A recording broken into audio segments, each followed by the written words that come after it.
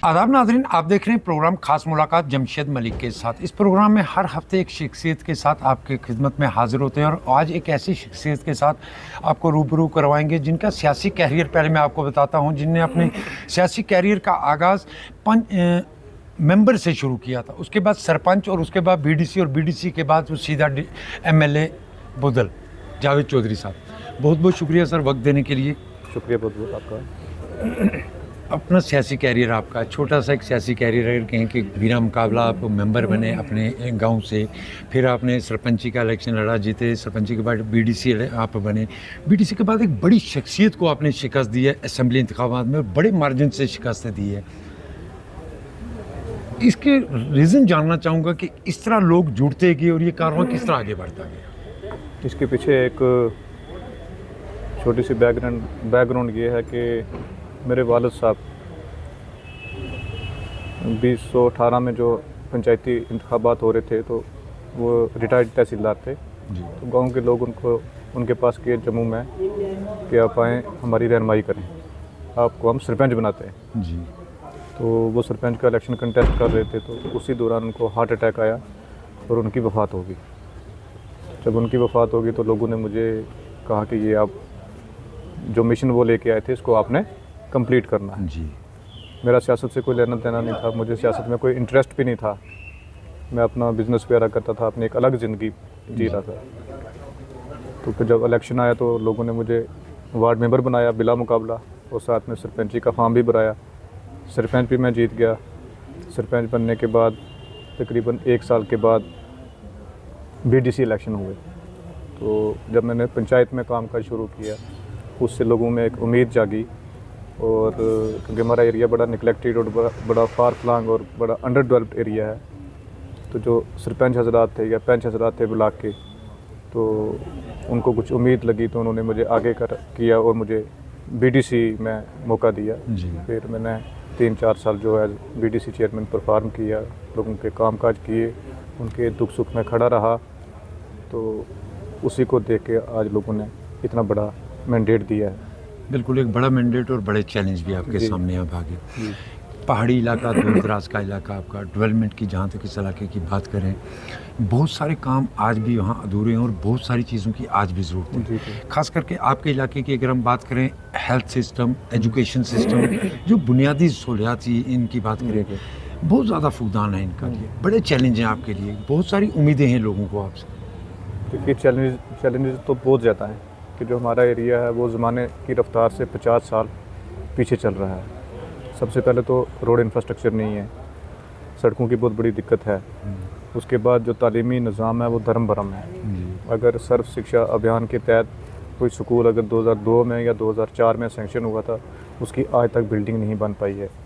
तो एक उसके ऊपर ध्यान नहीं था। एजुकेशनली हम लोग बहुत पीछे रह गए हैं। तो मैं अपनी हर स्पीच में हर जगह ये बात कहता हूँ कि भाई थन्ना मंडी में, दरहाल में, मंजाकोट में आप जाओगे, आपको हर दूसरे घर तीसरे घर कोई ना कोई गवर्नमेंट एम्प्लॉय मिलेगा, प्रोफेसर मिलेगा, इंजीनियर मिलेगा, डॉक्टर मिलेगा, केएस ऑफिसर तो आप काउंट ही नहीं कर सकते। जबकि हमारे एरिया में 4 या 5 केएस ऑफिसर हैं, 10 इंजीनियर होंगे या 5 या 10 डॉक्टर होंगे जिनको हम फिंगर पे काउंट कर सकते हैं, गिन सकते हैं, लेकिन इन इलाका जात में नहीं कर सकते। तो एक तालीमी निज़ाम पे फोकस ना होना सबसे बड़ी जो मैं समझता हूँ जो बुनियादी चीज़ है वो यही है कि तालीम के ना होने की वजह से हमारा एरिया जो है पीछे रह गया। हेल्थ की भी बात की हमने जी। हेल्थ की इंफ्रास्ट्रक्चर की बात करें या वो सहूलियात जो मिलनी चाहिए थी आज तक वो नहीं मिल पाई। बिल्कुल। बुदल की अगर इलाके की बात करते हैं, दूर दराज का पहाड़ी इलाका, क्योंकि आने वाले दिनों में मौसम सरमा और बर्फबारी का सिलसिला देखने को मिलेगा। जिस तरह मैंने पहले भी कहा है कि नौजवान और बहुत सारी उम्मीदें, क्योंकि 10 साल के बाद अपनी सरकार लोगों ने चुनी है और एक उम्मीद के साथ चुनी है। इन उम्मीदों पर कितना खरा उतर पाएंगे, क्योंकि बड़े चैलेंज आपके सामने खड़े। देखिए चैलेंजेस तो बहुत हैं। जैसे जो मुझे एरिया मिला है काम करने के लिए वो बिल्कुल एक बंजर एरिया मिला है। जैसे आप खवास ब्लॉक के हालात जाके देखो तो आपको रोना आ जाएगा कि भाई ये लोग कैसे अपनी ज़िंदगी को गुजार रहे हैं। यहाँ पे हेल्थ इंफ्रास्ट्रक्चर तो नाम का भी नहीं है वहाँ पे। CHC कंडी है, फिर हमारा जो PHC बुदल है तो खस्ता हालत है, उसकी इंफ्रास्ट्रक्चर नहीं है, डॉक्टर्स नहीं है, पोस्ट ही सेंक्शन नहीं है। तो उसके लिए हम जद्दोजहद कर रहे हैं मैं अभी सेक्रेटरी हेल्थ से भी मिला था, उनको मैं सारी चीज़ से आगाह करके आया हूँ। तो हमने कहा कि हमें डॉक्टर दें और जो रिक्वायर्ड इंफ्रास्ट्रक्चर है वो दें, और जो कोटरंका है और CHC कोटरंका और PHC बुदल को अपग्रेड करके उनका स्टेटस भी बढ़ाया जाए और पोस्ट भी दी जाए और इंफ्रास्ट्रक्चर भी इम्प्रूव किया जाए। उसके साथ अगर हम बुदल की, पहले हम कोटरंका की दोबारा बात करते हैं, क्योंकि कोटरंका को डिग्री कॉलेज मिला, आज तक उसके पास अपनी बिल्डिंग नहीं है। बिल्कुल। पिछले दिनों सेंटर की या हायर एजुकेशन की एक टीम भी पहुंची है जिसने कुछ वक्त दिया कि अगर इस वक्त के अंदर ये बिल्डिंग तैयार नहीं होती तो वो कॉलेज को दूसरे कॉलेज के साथ मर्ज कर देंगे। बिल्कुल। उसके लिए क्या करना चाहिए? देखिए, ये 2 साल पहले जो अपनी पार्टी है उन्होंने कोशिश की थी कि कॉलेज मर्ज हो जाए बुदल के साथ, ताकि यहाँ पे कॉलेज ना बने, क्योंकि जो वहाँ पे एक बड़े नेता थे वो उनकी एरिया DDC इलेक्शन हार गई थी, तो वो पब्लिक से बदला लेना चाहते थे। तो उस चीज़ को मैंने सेक्रेटरी जो तब की थी हायर एजुकेशन की, उनसे मिलके मैंने क्लब होने से बचा लिया। फिर उसके बाद JROG की टीम आई, 2-3 बार वो उन्होंने सॉइल टेस्टिंग की, बहुत कोशिश करके वो NOC वगैरह भी वहाँ से ग्रांट होगी, लेकिन जो भी वक्ती डिप्टी कमिश्नर होता था उसको अल्ताफ़ बुखारी साहब का फ़ोन आ जाता था कि कॉलेज का टेंडर नहीं लगाना है। वो जो अपनी पार्टी है उन्होंने अपने दबदबे से और उनकी जो BJP के साथ प्रॉक्सिमिटी थी उसको इस्तेमाल करके कॉलेज का टेंडर नहीं लगने दिया। अब जैसे ही मैं MLA इलेक्ट हुआ हूँ, हमने JROG की टीम दोबारा लाई है, दोबारा सॉइल टेस्टिंग हुई है और लैंड के पेपर तैयार करके हमने सेक्रेटरी तक पहुँचा दिए हैं, और मुझे उम्मीद है आने वाले 10-15 दिन में लैंड का इशू सेटल हो जाएगा और 1-1.5 महीने के अंदर टेंडर लग जाएगा।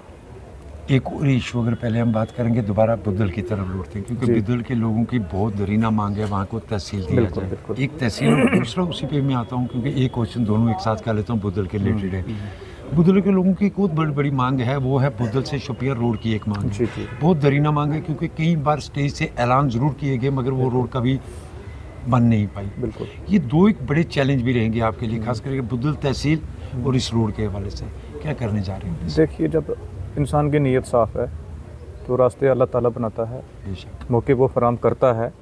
तो बुदल से मुझे भरपूर प्यार मिला है। 70% जो पहाड़ी बरादरी है बुदल की या कश्मीरी बरादरी है, उन्होंने मेरे ऊपर एतबार करके मुझे वोट दिया है, तो मैं उनके लिए जद्दोजहद कर रहा हूँ। जैसे उनकी जो रोड का है, जो स्मार्ट सर की रोड है, जो टूरिस्ट प्लेसेस हैं, उसके लिए मैंने जो वो DPR तैयार करवानी शुरू कर दी है, वो प्लान बना के हम भेज रहे हैं। और उसके साथ साथ शोपियां की रोड का भी वो भी कर रहे हैं, CM साहब से मैंने टेकअप किया है, वो भी होगा। और तहसील का हमने ऑलरेडी पाइपलाइन में डाल दिया है, जल्दी ही इंशाल्लाह वो खुशखबरी भी उनको मिलेगी। आपके इलाके की अगर हम बात करते हैं, क्योंकि एक नौजवान पर लोगों ने इस पर एतमाद किया और भारी अक्सरियत के साथ आपको जिताकर सामने भी लाया और बहुत सारी उम्मीदें भी। इन्हीं उम्मीदों पर दोबारा हम लौटते हैं, कितने बड़े चैलेंज, क्योंकि सरकार बनने के बाद या सरकार से पहले बड़े वादे किए गए इंतखाबात के अंदर। बुदल या कोटरंका इलाके की अगर हम बात करें, कई इलाके इसमें ऐसे हैं जिनको स्मार्ट ट्राइबल विलेज का दर्जा भी दिया गया। बिल्कुल। क्योंकि एक वक्त ऐसा आया जब बहुत ज़्यादा सुर्खियों में आपका इलाका आया, जब पहली बार किसी इलाके को ट्राइबल विलेज करार दिया गया और बहुत ज़्यादा सुर्खियों में रहा। बिल्कुल। वो फैसिलिटी उन इलाकों को नहीं मिल पाई जो उनको मिलनी चाहिए। क्या कारण समझते हैं कि वो फैसिलिटियाँ आई थी कि लोगों को क्यों नहीं मिल पाई? देखिए, एक फ़िरका परस्ती की सियासत थी। एक आदमी गुजर बरादरी का नारा लेके आ जाता था, एक पहाड़ी बरादरी का नारा लेके आ जाता था, तो उस फ़िरका परस्ती की वजह से भी जो है काम काज नहीं हुआ। जब जो इलेक्टेड नुमाइंदा था उसको पता था कि भाई ज़ात बरादरी पे वोट मिलना है, तो फिर काम करने की ज़रूरत नहीं थी। और एक और था कि लोग एजुकेशनली बहुत पीछे थे, उनको अपने हकूक़ का भी पता नहीं था। तो गांव में एक खड़पेंच अपॉइंट कर दिया जाता था, एक पंचायत में एक सियासी ठेकेदार हो जाता था, उसके सारे काम होते थे, उसकी सारी डेवलपमेंट होती थी, वो पैसे भी दबा के कमाता था। लेकिन जो गरीब है वो गरीब से गरीब होता गया, उनकी डेवलपमेंट नहीं हुई, उनके काम नहीं हुए। सबसे बड़ा जो रीज़न है वो सियासी ठेकेदारी, इसने जो सिस्टम को तबाह किया हमारे एरिया में। तो इस बार जो लोगों ने मैंडेट दिया है वो सब ज़ात बरादरी मज़हब और मिलत से उठ के लोगों ने हमें वोट दिया है डेवलपमेंट के लिए, एरिया की तामीर और तरक्की के लिए। और जो हमें मैंडेट मिला है इसमें सब लोग शामिल हैं। बिल्कुल, जिस तरह आपने कहा भी कि इससे पहले ज़ात पात पे सियासत होती रही, वाकई इस बार हमने किताब पीर पंचाल में वो सियासत नहीं देखी जो इससे पहले देखने को मिलती थी। लोगों के अंदर काफ़ी चेंजिंग तब्दीलियाँ आई हैं। जिस तरह पहले अगर हम किता की हम बात करते थे, यहाँ के सियासी लीडरान की तरफ से हमेशा गुजर पहाड़ी के नाम को तकसीम करके इलेक्शन देखने को, और ये पहला इलेक्शन हमने देखा जहाँ लोग ज़ात पात पर तकसीम नहीं हुए। क्या समझते हैं कि क्या कारण है लोग इस बार जात पात पर तकसीम हुए? हालांकि भाजपा की तरफ से एक ज़रूर दावा किया जाता था कि उन्होंने पहाड़ियों को एसटी का दर्जा दिया और पहाड़ी उसके बदले उनको वोट देंगे, जिस तरह कहा था एहसान का बदला एहसान। मगर पीर पंचाल के अंदर भाजपा को सिर्फ एक निशस्त पर कामयाबी हासिल हुई और बड़े चेहरे उनके शिकस्त उनको हुई। इस तब्दीली को किस तरह देखते हैं और आज जो नई सियासी कैरियर आपका शुरू हुआ, इसमें कितना इसको आगे बढ़ाया जाएगा ताकि इस खिता से ये सियासत जात पात की ख़त्म हो जाए? देखिए, पहली बार लोगों ने एक अच्छा फ़ैसला लिया है कि उन्होंने ज़ात बरादरी की जो सियासत है, वो जो नफ़रत की दीवार है, उसको गिरा दिया है।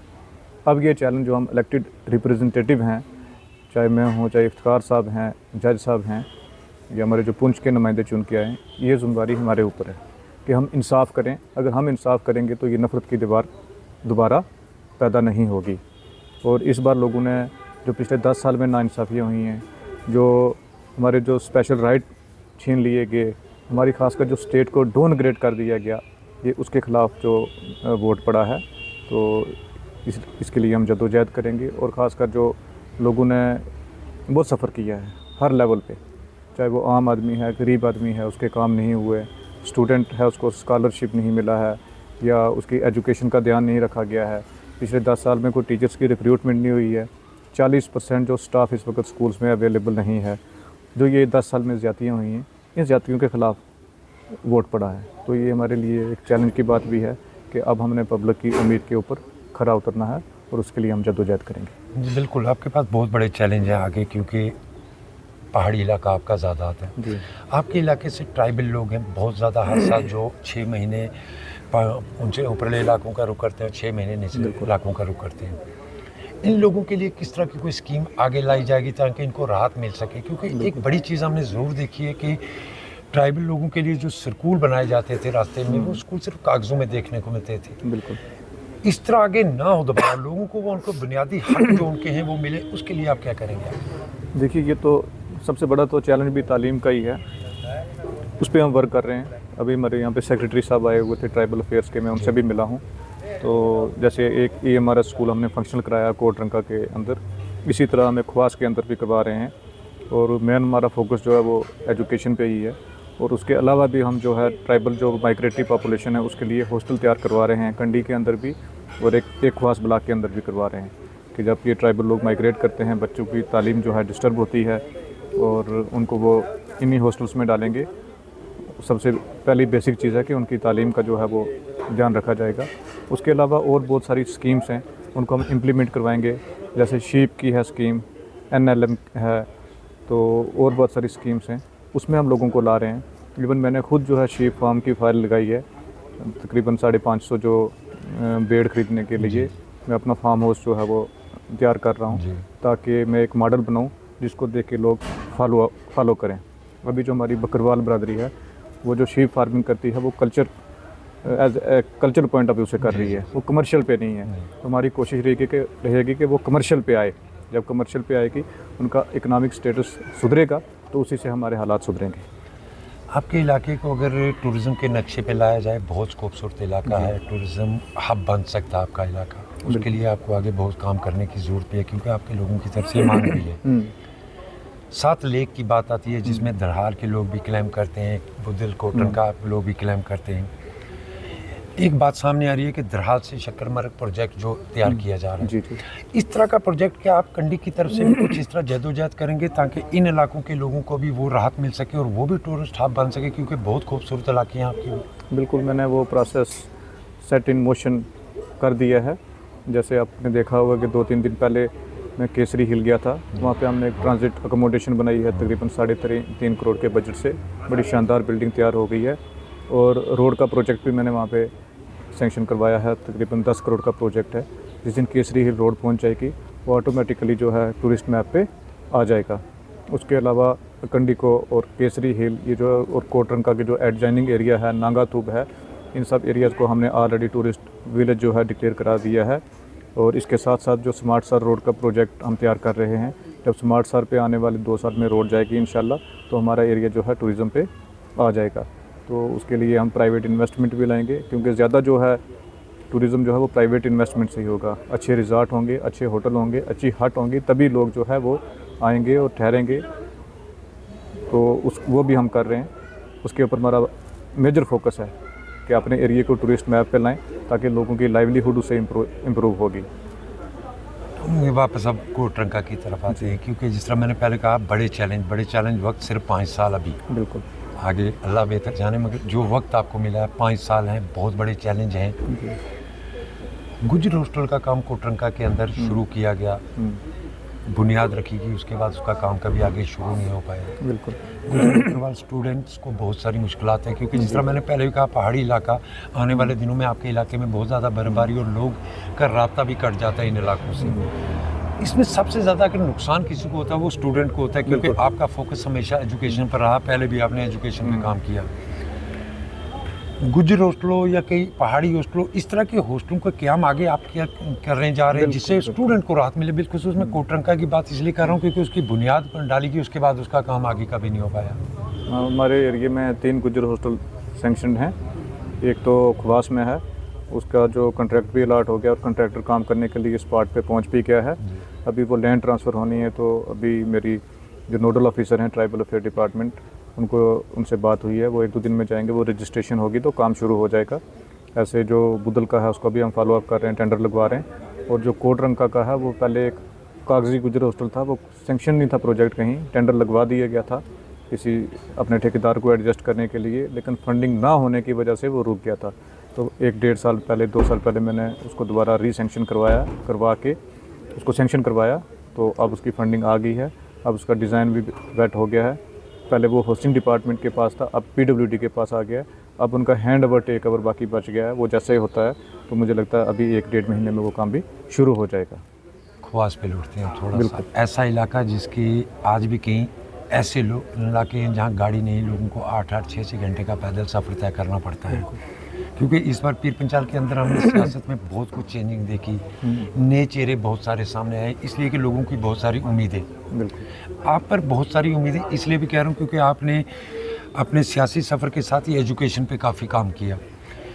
उन इलाकों के लिए क्या करेंगे जहां आज भी सड़क रास्ता ना होने के कारण लोगों को कई घंटे का सफ़र पैदल तय कर पहुंचना पड़ता है? देखिए, एक तो हमारा जो PMGSY फेज़ 4 आ गया है, और इसमें ट्राइबल डिपार्टमेंट, यूनियन गवर्नमेंट का जो ट्राइबल डिपार्टमेंट है उसकी भी इंटरवेंशन है, उनकी गाइडलाइन आ गई है कि जो भी ट्राइबल पॉपुलेशन है, जहाँ 250 पॉपुलेशन है, जिस विलेज की पॉपुलेशन 500 है और जिसमें ट्राइबल पॉपुलेशन 250 है, उस विलेज को कनेक्ट करना है। वो एक किस्म का कंपलसरी हो गया है। तो वो हमारी टीम जो है पिछले 10 दिन से जो PMGSY की वो सर्वे कर रही है। लोगों ने अपने जो हैबिटेशन है वो आइडेंटिफाई करके सर्वे करवा रहे हैं। जैसे ये DPR रेडी हो जाती है, सर्वे हो जाते हैं, तो इंशाल्लाह हम जद्दोजहद करेंगे और अपने एरिया का जो रोड इंफ्रास्ट्रक्चर है इसको इम्प्रूव करेंगे और सब हैबिटेशन जो हैं उसको रोड से कनेक्ट करेंगे। इस 10 साल के गैप में हमने देखा सेंट्रल स्पॉन्सर स्कीमें लोगों तक पहुंच नहीं पाई जहां तक पहुंचना चाहिए था उनको। आज भी दूर दराज इलाके, आपके इलाके के असम्बली हल्के की बात करते हैं, बहुत दूर दराज का इलाका है। उन सरकारी स्कीमों के बारे में वहाँ की गरीब आवाम को आज तक भी इल्म नहीं है कि इस तरह की उनकी स्कीमें चलाई गई हैं। उन लोगों तक वो सरकारी स्कीमें पहुँच पाएँ, इसके लिए आप क्या करने जा रहे हैं? क्योंकि आपके इलाके की मैं इसलिए फोकस इसलिए कह रहा हूँ बार बार दूर दराज, क्योंकि दूर दराज पहाड़ी इलाका होने के साथ वहाँ के लोग मेहनत मजदूरी पर ही अपना घर चलाते हैं। जो सरकारी स्कीमें आज तक पिछले 10 सालों तक उन तक नहीं पहुँच पाई, उसके लिए आप क्या करने जा रहे हैं ताकि उन लोगों को वो सरकारी स्कीमों का फ़ायदा मिल सके जो मरकज़ की तरफ से दी जाती हैं? देखिए, उसके लिए तो गवर्नमेंट भी कर रही है, तो हम भी फोकस कर रहे हैं। हमारा काम है एक एज ए ब्रिज वर्क करना बिटवीन पब्लिक एंड गवर्नमेंट। जी, लेजिस्लेचर का काम ही यही है। और दूसरा हमारा मेजर काम यही है कि हम स्कीम्स को इम्प्लीमेंट कराएं, उस पर हमारी मॉनिटरिंग रहे। तो बहुत सारी स्कीम्स हैं, उनको हमने स्टडी भी किया है और उनको हम इम्प्लीमेंट करवा रहे हैं। अभी सोशल वेलफेयर डिपार्टमेंट ने कैंप लगाया था, उन्होंने पब्लिक को अवेयर किया है। तो मैंने डिस्ट्रिक्ट सोशल वेलफेयर ऑफिसर को कहा है कि आप इसको एक वीडियो फॉर्म में या ऑडियो फॉर्म में इसको सोशल मीडिया पे सर्कुलेट करें ताकि स्कीम्स का लोगों को पता चले। बहुत अच्छी बढ़िया स्कीम है, स्कॉलरशिप की स्कीम है, बाकी और जो फाइनेंशियल एड की स्कीम है उनको इम्प्लीमेंट कराना है। क्योंकि सबसे ज़्यादा दुश्वारी हमारे एरिया में है, क्योंकि गुर्बत वहाँ पर बहुत ज़्यादा है। जब हम कभी गाँव में जाते हैं, पंचायत का मैं टूर लेता हूँ, तो बहुत लाचार और गरीब लोग मिल जाते हैं, उनको इमीडिएट नीड की हेल्प होती है। गवर्नमेंट स्कीम भी एज पर सर्वे मिलेगी, फ़ाइल चलेगी, टाइम लगेगा। तो उसके लिए हमने एक फार्मूला डिवाइस किया कि हम अपना ट्रस्ट जो है उसको तश्कील दे रहे हैं। एक ट्रस्ट के तहत जो जिसको भी इमीडिएट नीड की, किसी बच्चे को स्कॉलरशिप की ज़रूरत है, उसमें हम उसकी हेल्प करेंगे। बहुत सारी विडो लेडीज़ मिल जाती हैं, छोटे छोटे उनके बच्चे होते हैं, उसको इमीडिएट ज़रूरत है, इमीडिएट यानी उसको राशन की ज़रूरत है, उसको कपड़े की ज़रूरत है, बच्चे की फ़ी की ज़रूरत है। तो गवर्नमेंट के पास वो फाइल लेके घूमती रहेगी तो उसको महीनों लग जाएंगे, और वो भी एक सर्वे से और स्कीम से काम मिलेगा। और उसी ट्रस्ट के अंडर हम स्कूल्स का भी हमने प्रपोज़ल बनाया है कि हम 3 बड़े मेजर स्कूल जो हैं वो खोलेंगे अप टू 12th स्टैंडर्ड। तो एक कोटरंका के अंदर और खवास के अंदर और एक पीडी के अंदर। तो वो स्कूल्स में जो उन बच्चों को तालीम का जो वो किया जाएगा, क्योंकि तालीम होगी तो उसी से ये जो गुर्बत दूर होगी। उसके अलावा जो है गवर्नमेंट सेक्टर में भी EMRS का हम देख रहे हैं कि एक EMRS और खुल जाए स्कूल। तो मेजर हमारा फोकस स्कूल के ऊपर है। स्कूल खुलेगा, तालीम होगी तो उससे ये मसले हल होंगे। लेकिन जो इमीडिएट नीड के लिए, उसके लिए हम अपना ट्रस्ट इस्टेब्लिश कर रहे हैं जिसमें फ़ंड होगा और जो लोगों की इमीडिएट जो हेल्प की जाएगी उससे। फिर हम एजुकेशन पे दोबारा बात करें। टेक्निकल एजुकेशन की तरफ थोड़ा लौटते हैं कि अगर आपके इलाकों में पढ़े लिखे नौजवान भी हैं, बिल्कुल बहुत सारा टैलेंट इन इलाकों में, क्योंकि अगर बात करें जो IPL में भी एक नौजवान है वो भी आपके इलाके से बिल्कुल है, युद्धवीर सिंह की, अगर हम बात करें वो भी आपके इलाके से ही है। जी। बहुत सारा टैलेंट है आपके टेक्निकल एजुकेशन की। जिस तरह अगर बाहर हम देखते हैं ITIs हैं बहुत सारी, इन इलाकों में दूर दराज पहाड़ी इलाकों में नौजवानों को इस तरह की टेक्निकल एजुकेशन दी जाए, क्योंकि हमारे नौजवान मैक्सिमम हम देखते हैं बाहर की रियासतों में अपना गन लाइसेंस बना कर जाते हैं सिक्योरिटी गार्ड के लिए। क्यों ना उनको ऐसी टेक्निकल एजुकेशन दी जाए जिससे वो आगे बढ़ पाएँ। इसके लिए आप क्या कर रहे जा रहे हैं? इसके लिए भी जो हम बिल्कुल कर रहे हैं, उस पर काम कर रहे हैं। जैसे हमारी कॉलेज की बिल्डिंग बन जाएगी, हम कोशिश करेंगे कि टेक्निकल कोर्सेज भी, अब जो नेशनल एजुकेशन पॉलिसी है उसमें ये चीज़ इस सब का ध्यान रखा गया हुआ है कि उसमें टेक्निकल कोर्सेज होंगे और जिससे एम्प्लॉयमेंट जनरेशन होगी, ऐसे कोर्सेज करवाए जाएंगे। तो बाकी मैं ट्राई कर रहा हूँ कि जो ITI जो हमारा कोटरंका में खुल जाए या बुद्धल में खुल जाए, जहाँ से जो एक स्किल डेवलपमेंट, एक स्किल्ड लेबर जो है वो एटलीस्ट तैयार हो। क्योंकि बहुत सारे हमारे लोग जो सऊदी अरब कंट्रीज़ में, ममालिक में जाते हैं, वो 15-20 हज़ार रुपया महीने का कमाते हैं। अगर वो स्किल्ड होगा तो वो लाख रुपया, 1.5 लाख रुपया भी कमाएगा। अगर यहाँ भी काम करेगा तो यहाँ भी कर सकता है काम। स्किल्ड आदमी के लिए काम यहाँ भी मुहैया है, तो उसके ऊपर भी हम फोकस कर रहे हैं। ख़वातीन को बाख्तियार बनाने की बात आई, क्या आप समझते हैं कि इन 10 सालों में ख़वातीन को वो बाख्तियार बनाया गया आपके इलाकों में जो सरकारी स्कीमें थी? कोशिश की गई है, लेकिन जिस लेवल तक होना चाहिए था उस लेवल तक नहीं है। जो ख़वातीन को अख्तियार देने की बात है, सबसे बड़ी तो पॉलिटिकल रिजर्वेशन की है जी। उसकी एक एग्जांपल हमारे पास है, जैसे हमारी जो DDC काउंसलर शाजिया कौसर है जी। तो आपने देखा होगा इस इलेक्शन में भी उसके पास लेडीज़ आती हैं, अपनी वो खुल के बात करती हैं, क्योंकि एक मर्द के सामने उनको अपनी जो प्रॉब्लम है, दुश्वारी है, बताने में एक हिचकिचाहट रहती है, एक हेजिटेशन रहती है, लेकिन उसके पास खुल के आती हैं। वो गाँव में जाती है तो आपने देखा कि लेडीज़ ही उसके साथ होती हैं। और इस इलेक्शन में भी जो हमारा इलेक्शन हुआ है, हमारी कॉन्स्टिट्यूंसी में 3 से 4 हज़ार वोट जो है वो मेल फीमेल रेशो अगर देखी जाए तो लेडीज़ का ज़्यादा पोल हुआ है। वो इसी वजह से जो वुमेन रिजर्वेशन थी DDC में, उसकी वजह से जो है वोट भी ज़्यादा पोल हुआ है। और डे बाय डे जो है अवेयरनेस फैल रही है, लेडीज़ को अपने हकूक़ का पता चल रहा है, और इसके ऊपर हम और वर्क कर रहे हैं। अब लौटते हैं अब आपकी सरकार की तरफ बिल्कुल। सरकार का क्या मामले में लाया गया? इंतखाबात में बहुत सारे वादे किए गए हैं जी। राशन फ्री की बात हो, 200 यूनिट बिजली की हो, गैस सिलेंडर की हो, कब तक ये लोगों तक ये राहत पहुंच पाएगी? देखिए, जहाँ तक 200 यूनिट बिजली का है, अभी जो हमारा सेशन हुआ था उसमें जो LG साहब का खुतबा हुआ था वो गवर्नमेंट का ही होता है, जो गवर्नमेंट बना के देती है। मिनिस्टर ऑफ काउंसिल जो है वो बना के देती है, तो वो खुतबा LG साहब वहाँ पे पढ़ते हैं आके। तो उसमें 200 यूनिट जो बिजली का है वो अनाउंस कर दिया है, उसके लिए मॉडलिटीज़ तय हो रही हैं। और सबसे पहले उसके लिए है कि मीटर्ड एरिया, जहाँ मीटर लगा होगा, क्योंकि उसको यूनिट को मापने के लिए मीटर तो चाहिए ना कि इसने 200 यूनिट यूज़ किए हैं या 400 किए हैं। तो वो भी किसी कंपनी को जो कॉन्ट्रैक्ट अलाट हो गया हुआ है, 9 लाख या 10 लाख जो मीटर लगाने हैं, हम कोशिश करके उसको ज़्यादा से ज़्यादा रूरल एरिया में लगाएंगे जहाँ पे गरीब गुरबा लोग रह रहे हैं, ताकि वो स्कीम का बेनिफिट उठा सकें। वो LG साहब ने अनाउंस कर दिया है, हमारी जो स्कीम है ऑलमोस्ट वो इम्प्लीमेंट होने के कगार पे है इस वक्त, तो उससे बड़ी राहत मिलेगी लोगों को। और सिलेंडर का भी जो आपने सुना होगा, हमारे मिनिस्टर साहब ने अनाउंस किया है, उसके लिए भी जो वो प्रोसेस चला दिया गया है, उसके लिए मॉडलिटीज़ तैयार हो रही हैं, तो वो भी जल्दी इंशाल्लाह स्कीम जो हमारी इम्प्लीमेंट होगी। स्टेप बाय स्टेप हम सब चीज़ों पे फोकस कर रहे हैं। उमर अब्दुल्ला साहब जिस दिन के सीएम बने हुए हैं, वो एक दिन भी वो आराम से नहीं बैठे हैं।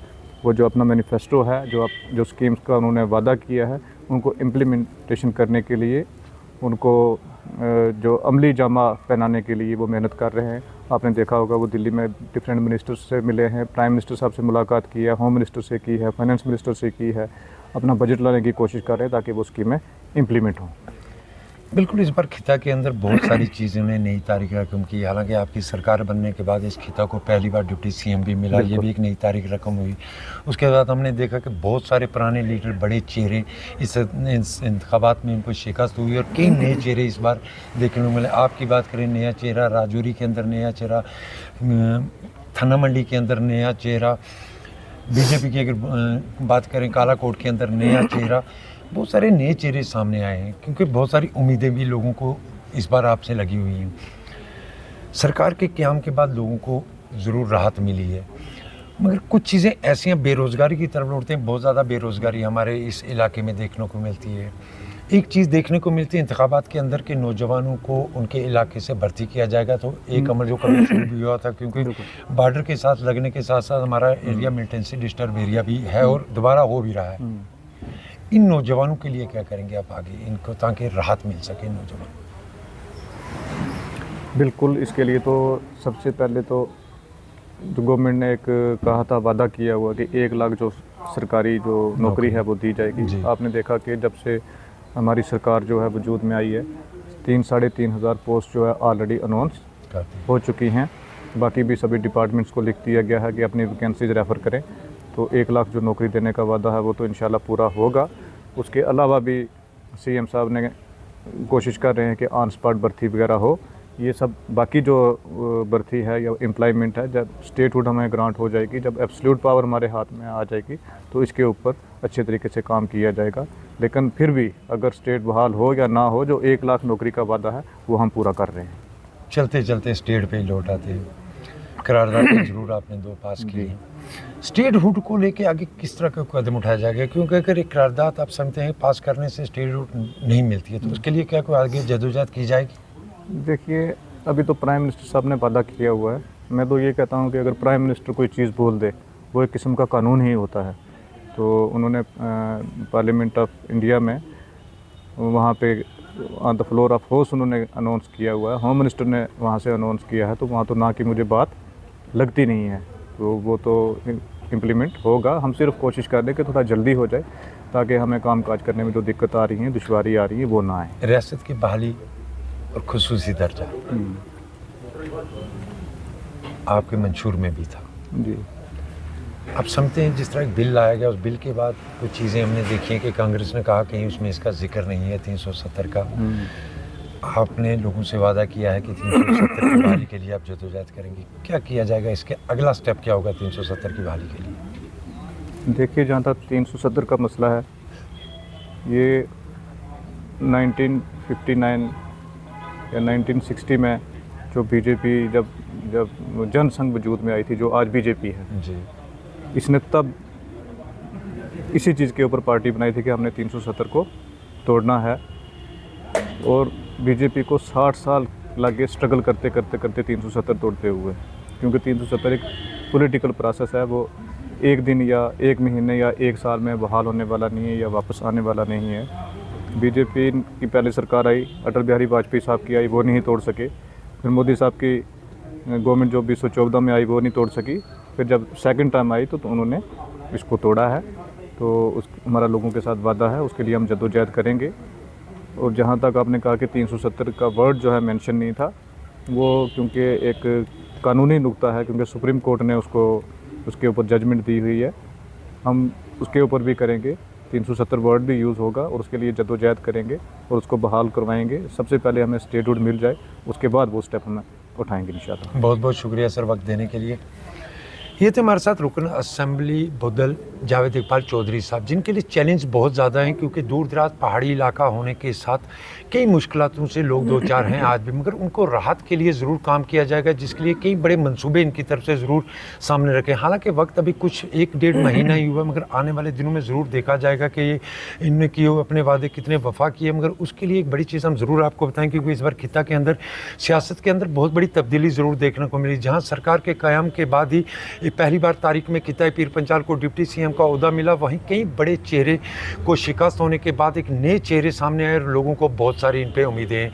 अगले हफ्ते इसी प्रोग्राम में फिर आपकी खिदमत में हाजिर होंगे। तब तक मेरे साथी राहुल सूदन के साथ मुझे दीजिए इजाज़त। आप देखते रहें गुलिस्तान न्यूज़ चैनल। अल्लाह हाफिज़।